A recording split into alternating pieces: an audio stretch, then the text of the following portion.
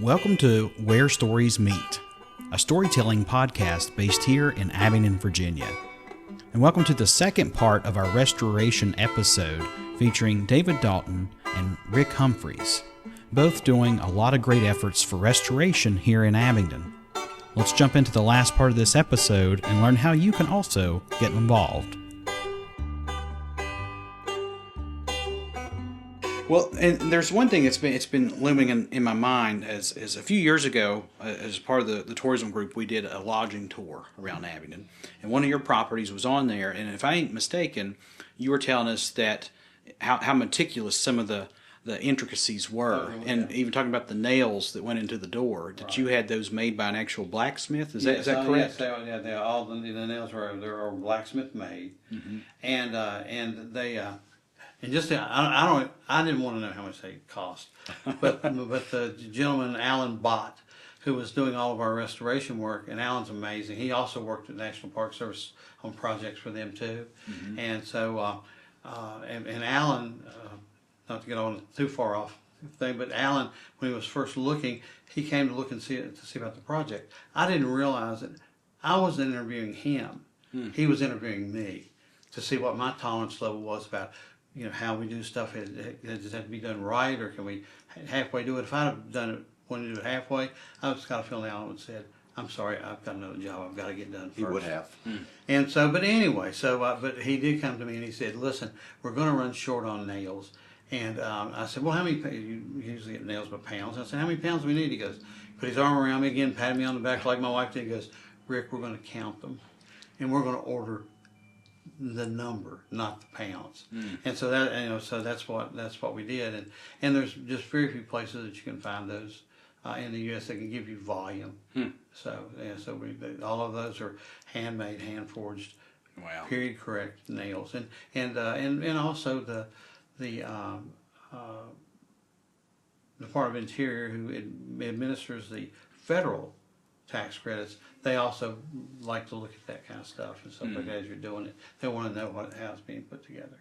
One of the things that we were very impressed that Rick did was the old part of the house, he retained it the way it was, and then he added the addition to the back, and we've kind of followed suit. We've done the same thing with our additions as well, and it adds to the character of the old, and also keeps it in style. But he's continued the old style into the new, with the exception of adding, of course, the electricity, the water, all of that on the backside of the HVAC. Bathrooms. The bathrooms, Yeah. I don't have the when we started our project, I tried to pitch the idea to my wife. I said, "Susan, let's do an immersion. We're going to bring people in. We're going to have outdoor plumbing. We're going to have no heat. We're going to only use fireplaces, and no kitchen. And this is how we're going to do it. And this is just going to be an immersion. And I know there's people are reenactors. They're going to love this. Going to do this." Once again, she put her arm around my shoulder and patted me on the back and goes, "Rick, I'm sure it'll be great. But what happens when all of our friends have been here and not going to come back?" And I was like going, "Well, okay, well, we better do it the way you want it done." So anyway, with that's when we did an addition and tried to make it more 20th century compatible for people who want to stay with us. Yeah. Well, and it's a remarkable journey too, because if I remember correctly as well, you had and that might be it there, the photo album that kind of showed that process. And I remember I had a friend when I was in college. I went to Virginia Intermont and I was studying photography. I had another friend who also went to Virginia Intermont, and he was studying writing, literature, and he is now a professor at one of the military colleges around middle of Virginia, somewhere around Stanton, Lexington maybe. He lived in that little cottage that's across from where the Dooley House sits now. It's in that little parking lot behind the church. I think William Denton might live there now. Well, William did. William did live there. And William, for a small sum, we won't tell anybody where you live. But my friend Martin, he lived in that little house, and we'd visit frequently. And we would walk around Park Street. We'd walk over to the Creeper Trail and things. And I even remember when, I guess, restoration of that home was started. And it's impressive to see how far it came. And not only that, you literally moved a house. Yeah. If you want to mention that at all. Yeah, well, first of all, with his house, Green Acres looked like Taj Mahal compared to what he started with the Black Dog Inn. Yeah. But the the Dooley house, we were very, very fortunate. We had caught wind. Actually, Rick was one that had approached us. Don't throw me under the bus on I'm this. not throwing you on the bus. I got to hear it from somewhere. So anyway, I found out that the church, of course, was looking to build an outdoor pavilion.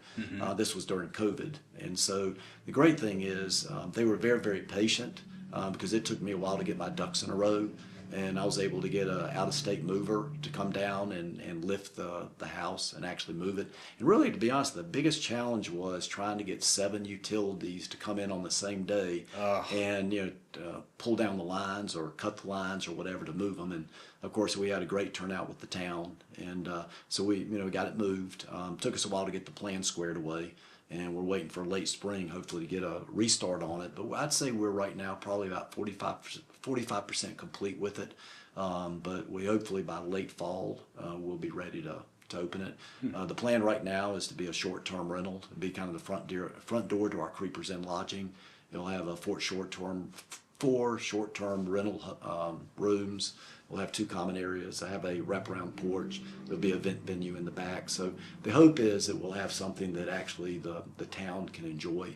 Yeah. And especially over the holidays, it should be a lot of fun. Yeah, I think that'll be a great location. And it's funny you mentioned the various utility companies having to come in. I don't know how much truth there is to it, but there's a story I heard about a similar situation happening somewhere, and there was all these permits that were needed and fees, and all this stuff was supposed to happen. So this guy found a loophole, and he basically said he was going to be hosting this big parade, that it wasn't moving a house, it was a parade. And in fact, I wish I could remember where the story was, but he said as they were pulling the house by the courthouse steps, I don't know if it was the town attorney or the town manager, wherever this was at, was just standing there giving them this look. Because there was nothing he could do. He had actually found a loophole in the system and bypassed it, but he got everybody to do what he needed them to do to get it done. If I'd only known. If you'd only known that you should have had a parade. No, but once again, as Rick had said, alluded to, the town was extremely cooperative. They are. One of the things, the big thing is in that, and it's one of the things that in moving house, I think maybe one wouldn't think about. I know I wouldn't have thought about, was the extreme cost. I mean, literally, it cost to just the utilities probably at least a quarter of what your restoration is going to be. Yeah. 25% of the restoration. Wow. Because of that.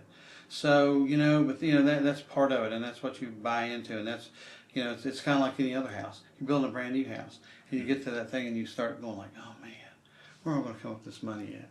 And you lay asleep at night, and then you realize, well, I've got to come up with it. Because if I don't, it's not going to get finished. And, I'm still going to have to pay for it. And so, you go and you talk to those good bankers. You go talk to people who can help you to see you through that. And a lot of times those people become lifelong friends. Yeah. Truly. Yeah, and I see that a lot, even when we're talking about the Historic Preservation Review Board and a lot of different people of the community. They are members of the community. I know, and when you think about some of them, they live here. Some of them in the historic district, and they're very involved. Most of them, yeah. So, and that's great to see, because now not only do you have people that are living it, but they're helping with that aspect of preserving it and ensuring its future. Because I think that's one of the important parts, and why you get to places like Charlotte and other areas that don't have that, is because they've never had the people that have cared about paying attention to that. I mean, we're seeing it in other places, like you mentioned, in Williamsburg and Old Salem, but not quite like you're seeing it here. And that's one thing, I love Colonial Williamsburg. I love Jamestown, the whole thing, the history, the mega museums, they're great. But one thing I think's neat, and we've hit on that, is that the historic buildings and preservation that's going on here are the originals, whereas a lot of what's in Colonial Williamsburg is reproduction. It looks great, but it's not quite the same. You can get a feeling going in there, a feel for history, but here it's more than just a feeling of history. It's almost like you can feel the energy of the people that have been in there throughout the years. Not necessarily in the Donna Marie realm of ghost stories, but even working in this house, I can almost feel that presence of the families and wonder, when they played in the yard or had their get-togethers and gatherings. What was that like? And they had a number of children here. Yeah, So- yeah. So Chad, I know we've the homes that we've rehabilitated anywhere from 100 restored. Okay, I'm going to get it straight. Restored anywhere from 175 to 225 years old, and fortunately, everyone that we have built, with the exception of one that had the termites, had an incredible foundation. So Yeah. we had something to start with. But now, hopefully, we're now going to extend it for another 200 years. So, I mean, these homes have the potential for another restoration 200 years from now. So, Wow. I mean, of course, you know, in Europe, they have homes that are lasting for 800, 900,000 years. So hopefully we have some homes here in Southwest Virginia that will be around for 400 years plus. Yeah. I have a friend in the UK, and occasionally I was bragging to him about the tavern being one of the, the oldest buildings. Yeah. And he laughed at me and took a picture of this little rock bridge out in the field. He was like, that bridge is 200 years older than your country. Yeah. I was like, and that just blows my mind. But he's very appreciative of the old things, even in our new world. So that's great to be able to share that with somebody even across the ocean. I've got a brother who was a fine carpenter his whole career, and in his later years, he went to Italy. He came home depressed. He said he couldn't pick up a hammer for about 2 months. He was so, Wow. because he saw the age of those, and he said, we build things that may last 100 years. Yeah. They are centuries. Yeah. Yeah, it's wild to think about. So once again about restoration. In restoration, I think one of the things you look at is it's not the houses, it's the people. It's the people It is. who've occupied them before, the people who will occupy them now, presently, and in the future. And those are the people that you see that are walking Plum Alley. They're walking at the Creeper Trail. They're working out at the Coombs Center. They're going to the openings of William King. They're going to the openings of Wholesome Mountain Arts and Center. They're shopping and they're buying and they're living. And so that living, it's a living history and it's a living present history. We, I do Revolutionary War reenacting. Someday somebody will be doing reenacting of the 2025 years. It's the people who live here. That's who make this. If people didn't buy into this, if people didn't enjoy this, if people didn't want to listen to the Historic Preservation Board and they sued them and they were in court all the time, that's when the life is sucked out of a community.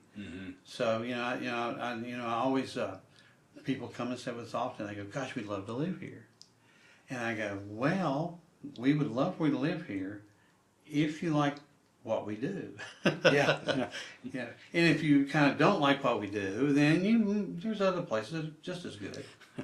So Chad, after a 2-year restoration. I'm gonna get this straight. Yeah, Renovation. I'm still in school. For all of you all that don't Yes. know, renovation is just taking something and doing it with new materials that might not be of the style, might not be of the year. Restoration is doing it of the period and of materials that have been lacquer kind materials that will be used. Okay, so we after a 2-year restoration, we moved in about 3 weeks ago, and last night we were sitting on the couch in the addition of a William King home, and Jill turned to me and said, "Do you like living here?" Of course, we've only been here 3 weeks. And I said, Jill, I can't think of another place I'd rather be. The convenience. In Charlotte, it takes 30 minutes to do anything and get anywhere. 2 days ago, I had about 4 errands to do, and in about 30 minutes, I got all of it done and back. Yeah. And I was trying to figure out what am I going to do the rest of the day. It is just Let's go restore a house. Yeah. So it's wonderful to be here in Abingdon. Yeah. And that address is 108 Yeah. Court Street. It's okay. Knock on the door. Tell them welcome back to Abingdon. Yeah.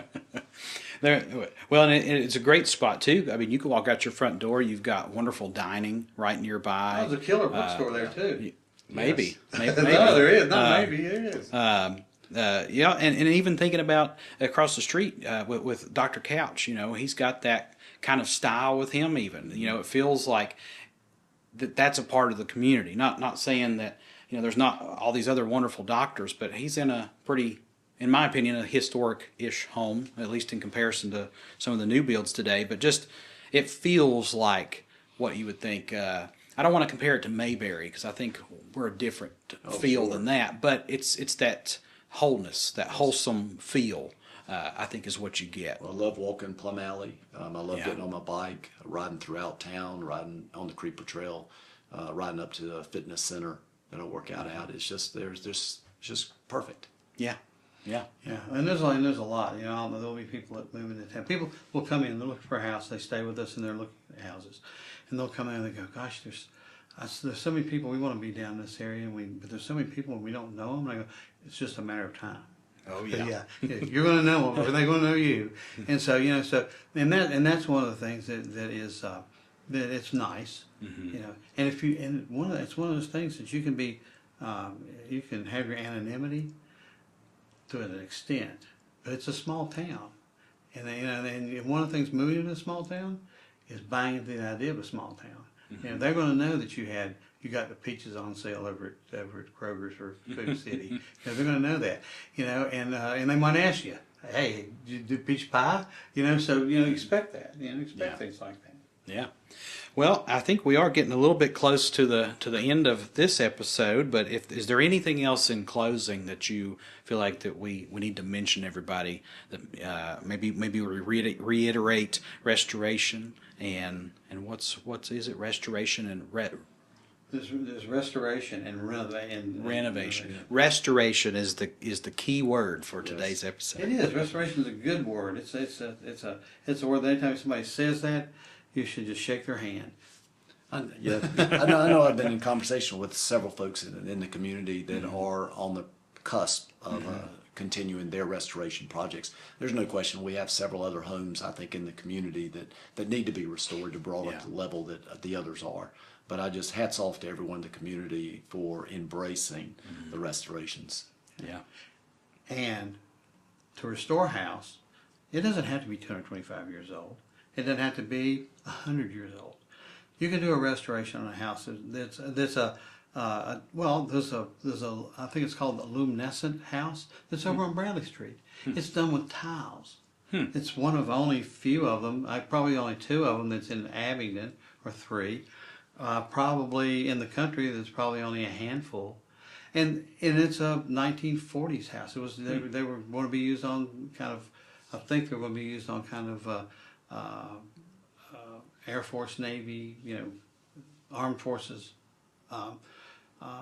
bases. And then they didn't use them. They didn't have to use them, and they didn't build but just a few of them.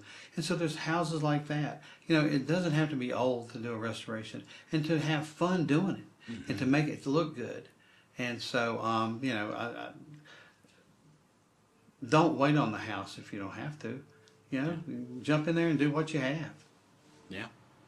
I think that's some solid advice, but thank you both so much for coming and enlightening us a little bit about some of the things that are going on here in Abingdon as far as the restoration processes. And anybody listening, if you want to get more involved with this, I would urge everybody maybe even to come to some HPRB. HPRB. It's a tongue twister if you try to say it too fast. It changed. It used to be the historic. It used to be It was not the HPRB. And it was a little simpler, but it really didn't encompass of what took place. So, and feel free that you can. My name's Rick Humphries. I'm actually in the phone book if y'all have an old phone book. I don't think they exist anymore. Well, 276-608-3465. Call me if you have questions about people who do certain things.